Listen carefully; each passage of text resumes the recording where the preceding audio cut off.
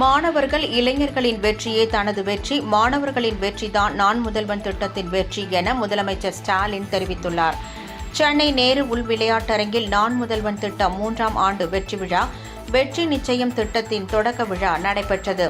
இந்த திட்டத்தினை தொடங்கி வைத்து பேசிய முதலமைச்சர் ஸ்டாலின், நான் முதல்வன் திட்டத்தின் வாயிலாக தன்னுடைய நம்பிக்கையை காப்பாற்றும் உங்கள் அனைவருக்கும் நன்றி என தெரிவித்தார்.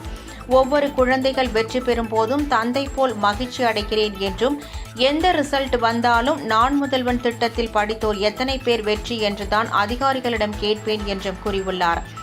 UPSC தேர்வில் வெற்றி பெற்ற 57 போட்டித் தேர்வர்களில் 50 பேர் நான் முதல்வன் திட்டத்தில் பயிற்சி பெற்றவர்கள் என்று கூறினார்.